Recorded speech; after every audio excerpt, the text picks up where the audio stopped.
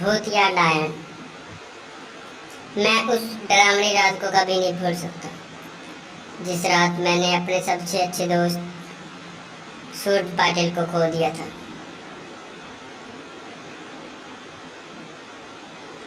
सूरज और मैं बचपन से ही एक दूसरे के साथ थे। सूरज मेरा दोस्त कम और भाई ज़्यादा था। 10वीं कक्षा के बाद हम दोनों ने लातूर के एक प्रतिष्ठित कॉलेज के प्रवेश लिया। हमारे लिए लातूर शहर अनजान था, पर कुछ ही दिनों में हम उस शहर का चप्पा चप्पा जान गए थे, क्योंकि सूरज और मैं पूरे दिन गांव में बाइक से घूमा करते थे।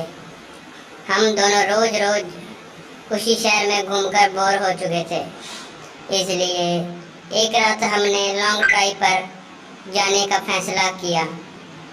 हमने कामी गांव के जंगल में जाने का प्लान बनाया। हम कामी गांव के जंगल में कभी नहीं गए थे, पर हमने सिर्फ इतना सुना था कि कामी गांव का जंगल सिर्फ नाम का जंगल है, क्योंकि वह हरे भरे पेड़ के सिवाय कुछ नहीं था, क्योंकि उस जंगल में जो भी जंगली जानवर थे वो शिकार के कारण खत्म हो चुके थे।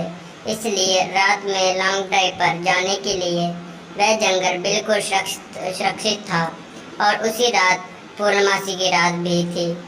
मौसम भी अच्छा था, इसलिए मैं सूरज के साथ कामी गांव के जंगल में जाने के लिए राजी हो गया।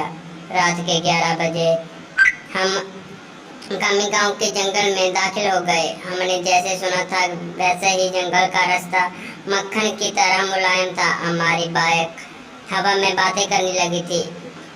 वाकई बहुत मजा आ रहा था, पर मुझे इस बात में से हैरानी हो रही थी कि हम जंगल के इतने अंदर दाखिल हो चुके थे, पर तब भी हमें रास्ते में एक भी गाड़ी दिखाई नहीं दे रही थी। जंगल का पूरा रास्ता सुनसान पड़ा हुआ था। तभी रास्ते में हमें एक पुल दिखाई दिया। सूरज ने उस पुल के बीचों बीच बाइक रोक दी। वह अंग्रेजों के द्वारा नदी में बनाया गया 100-200 साल पुराना ब्रिज था। पुल के बगल में एक बड़ा सा बोर्ड लगा हुआ था और उस पर लिखा था एसटी जॉर्ज ब्रिज।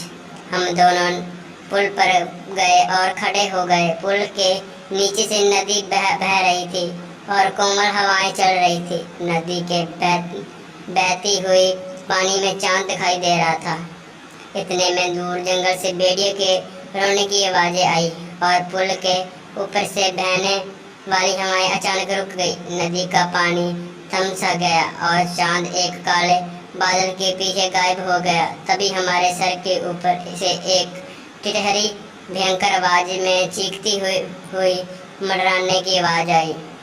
मालूम वो हमसे कह रही थी कि यहाँ से जल्दी से भाग जाओ। मैं सूरज, यहाँ कुछ अच्छा नहीं लग रहा है। टिटहरी का चीखना मतलब हमारे चारों तरफ खतरा मंडरा रहा है। हमें जल्दी यहाँ से निकल जाना चाहिए। सूरज, अरे भाई, कुछ शुभ नहीं होता, बस ये अंधविश्वास है। यहाँ खड़े रहो और चुपचाप नजारा देखो। तभी मैंने सूरज से कुछ दूर पुल के पास एक औरत को खड़ा देखा।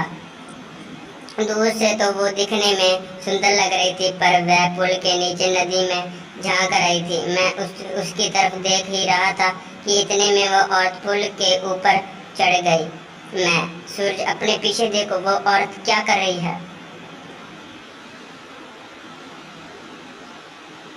सूरज ने पीछे मुड़कर देखा। वह औरत अभी भी पुल की रेलिंग के ऊपर चढ़कर नदी में देख रही थी। सूरज भाई, वो खुदकुशी करने की कोशिश कर रही है।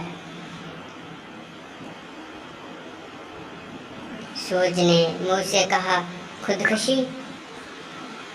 ये शब्द सुनकर मेरे हाथ पैर कांपने लगे, क्योंकि जब मैं एक बच्चा था तब मेरे दादाजी ने खुद को फांसी लगाकर खुदकुशी कर ली थी, और वो मैं ही था जो उन्होंने पहली बार फांसी पर लटकते हुए देखा था।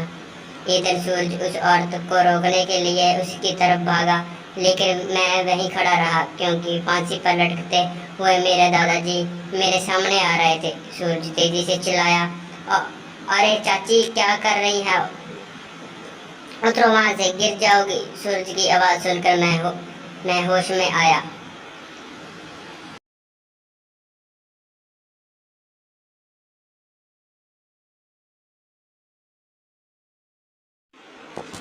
दोस्तों, आगे क्या हुआ सुनने के लिए पार्ट 2 देखें।